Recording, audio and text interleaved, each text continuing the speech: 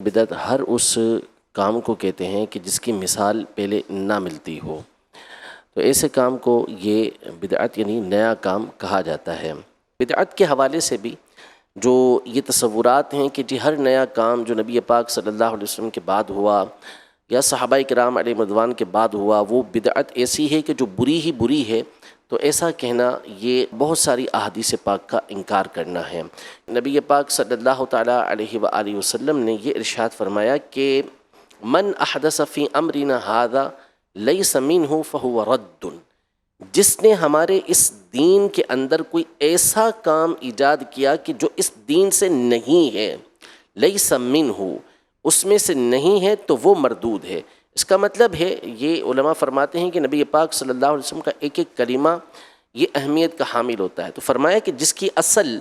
اس دین کے اندر نہیں ہے، ایسا نیا کام ایجاد کیا تو وہ مردود ہے، لیکن اگر وہ اسی دین سے تعلق رکھنے والا معاملہ ہے، نیا کام اگرچہ ہے لیکن دین سے تعلق رکھتا ہے، تو وہ مردود نہیں ہے، وہ مقبول ہی ہے۔ اب اگر ہم صحابہ کرام علیہم رضوان کو دیکھیں تو نبی پاک صلی اللہ علیہ وسلم کے زمانے اقدس سے ہی یہ سلسلہ چلتا ہوا آ رہا ہے کہ صحابہ کرام علیہم رضوان اپنے طور پر بہت ساری عبادت کیا کرتے تھے، نبی پاک صلی اللہ علیہ وسلم کے علم میں وہ نہیں لاتے تھے، پھر بعد میں علم میں آتی تھی، نبی پاک صلی اللہ علیہ وسلم اس کو برقرار رکھا کرتے تھے۔ جیسے مثال کے طور پر حضرت سیدنا بلال رضی اللہ تعالیٰ عنہ کی حدیث مبارکہ، یہ صحیح حدیث مبارکہ ہے کہ نبی پاک صلی اللہ علیہ وسلم نے ان سے پوچھا کہ بلال، تم اسلام کے اندر کون سا ایسا کام کرتے ہو کہ جس کی تمہیں سب سے زیادہ امید ہے، یعنی بخشش کی، مغفرت کی، درجات کے بلندی کی تمہیں سب سے زیادہ امید ہے، اس لیے کہ میں نے جنت میں اپنے آگے تمہارے قدموں کی آواز سنی۔ تو انہوں نے عرض کیا رسول اللہ اور تو کچھ نہیں ہے، البتہ اتنا ہے کہ جب بھی میں وضو کرتا ہوں تو جو اللہ مجھے توفیق دیتا ہے اتنی میں نماز ادا کر لیتا ہوں۔ نبی پاک صلی اللہ علیہ وسلم نے فرمایا کہ یہی بات ہے،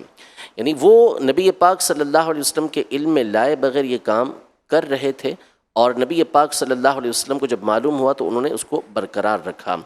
سیدنا ابو بکر صدیق رضی اللہ تعالیٰ عنہ کے دور کے اندر ایک جنگ میں بہت سارے حافظ صحابہ کرام علیہم رضوان یہ شہید ہوئے۔ حضرت عمر رضی اللہ تعالیٰ عنہ سیدنا ابو بکر صدیق رضی اللہ تعالیٰ عنہ کی بارگاہ میں حاضر ہوئے، عرض کی کہ حافظ شہید ہو رہے ہیں اور قرآن ایک جگہ جمع نہیں ہے، اگر قرآن کو ایک جگہ جمع کر لیا جائے، یہ صحیح بخاری شریف کی حدیث مبارکہ ہے، ایک جگہ جمع کر لیا جائے، تو سیدنا ابو بکر صدیق رضی اللہ تعالیٰ عنہ نے کہا کہ یہ ایک ایسا کام ہے کہ جو نبی پاک صلی اللہ تعالیٰ علیہ وسلم نے نہیں کیا، تو میں یہ کام کیسے کروں؟ تو سیدنا عمر رضی اللہ تعالیٰ عنہ کے الفاظ یہ تھے کہ واللہ ھذا خیر، یعنی اگرچہ کہ یہ کام نبی پاک صلی اللہ علیہ وسلم نے نہیں کیا لیکن یہ کام بہتر ہے، اچھا ہے، خیر ہے۔ دونوں کی گفتگو ہوتی رہی، یہاں تک کہ صدیق اکبر رضی اللہ تعالیٰ عنہ اس بات کے قائل ہو گئے کہ حضرت عمر رضی اللہ تعالیٰ عنہ درست کہہ رہے ہیں۔ پھر انہوں نے زید بن ثابت رضی اللہ تعالیٰ عنہ کو بلایا اور ان کو کہا کہ آپ قرآن کو ایک جگہ پر جمع کریں۔ سیدنا زید بن ثابت رضی اللہ تعالیٰ عنہ کے الفاظ بھی یہ تھے کہ یہ کام تو رسول اللہ صلی اللہ علیہ وسلم نے کیا نہیں، تو یہ کام ہم کیسے کریں گے؟ دونوں حضرات یعنی حضرت ابو بکر صدیق رضی اللہ تعالیٰ عنہ، حضرت سیدنا عمر رضی اللہ تعالیٰ عنہ، ان دونوں کے الفاظ یہ تھے کہ اگرچہ یہ کام رسول پاک صلی اللہ علیہ وسلم نے نہیں کیا، واللہ ھذا خیر، لیکن اللہ کی قسم یہ کام بہت اچھا ہے۔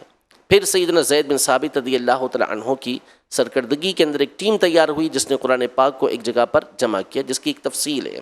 اب یہ دیکھیں کہ یہاں پر وہ کام جو نبی پاک صلی اللہ علیہ وسلم نے نہیں کیا، وہ صحابہ کرام علیہم رضوان میں سے ابو بکر صدیق رضی اللہ تعالیٰ عنہ اور عمر رضی اللہ تعالیٰ عنہ کر رہے ہیں۔ نبی پاک صلی اللہ علیہ وسلم کے زمانے میں جمعہ کی صرف ایک اذان ہوتی تھی، حضرت ابو بکر رضی اللہ تعالیٰ عنہ کے زمانے میں جمعہ کی ایک اذان ہوتی تھی،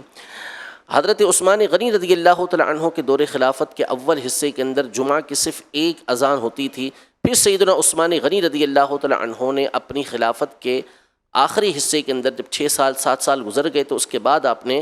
جمعہ کی دوسری اذان کا حکم ارشاد فرمایا کہ جب آبادی دور دور تک ہو گئی تو ایک نئی اذان آپ نے اس کا حکم ارشاد فرمایا۔ تو اب یہ دیکھیں کہ نبی پاک صلی اللہ علیہ وسلم نے یہ کام نہیں کیا، حالانکہ الیوم اکملت لکم دینکم، قرآن پاک فرما رہا ہے کہ آج کے دن میں نے تمہارے لیے تمہارا دین مکمل کر دیا ہے۔ حجۃ الوداع کے موقع پر مکمل ہو چکا تھا، لیکن اس کے باوجود یہ کام ایجاد ہو رہے ہیں، تو اس کا مطلب یہ ہے دین کے مکمل ہونے کا کہ اس کے قانون، اس کے اصول، اس کے ضابطے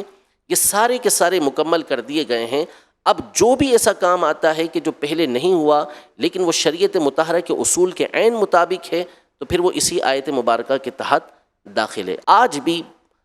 انکار کرنے والے افراد بھی اگر غور کریں تو بہت سارے کام وہ ہو رہے ہوتے ہیں کہ جو نیکی کے کام کہلاتے ہیں، دین کے کام کہلاتے ہیں، اور نبی پاک صلی اللہ علیہ وسلم سے، صحابہ اکرام علیہم رضوان سے، تابعین سے ان کا کسی طرح کا کوئی ثبوت نہیں ہوتا۔ تو واضح طور پر حدیث مبارکہ بھی موجود ہے، اور ہمارے اسلاف نے واضح طور پر حدیثوں کی جو شرح کے اوپر مشتمل کتابیں ہیں وہ آپ پڑھتے چلے جائیں تو کل بدعت ضلالہ کے جو الفاظ ہیں کہ ہر بدعت گمراہی ہے، وہ بدعت کے آگے تشریح کرتے ہیں، ای بدعت، وہ بدعت کے جو مکروہ ہے، وہ بدعت کے جو حرام ہے، یعنی ایسی بدعت کے جو سیئہ ہے، بری ہے، وہ اس کی تشریح کرتے ہوئے کہتے ہیں کہ یہ چیز ہے۔ تو یہ بات کہنا کہ جو کام نبی پاک صلی اللہ علیہ وسلم کے زمانے اقدس میں نہ ہوا ہو تو وہ کرنے کی اجازت نہیں، یہ خود نبی پاک صلی اللہ تعالیٰ علیہ وسلم کی تعلیمات کے اور اسلاف کی تعلیمات کے خلاف ہے۔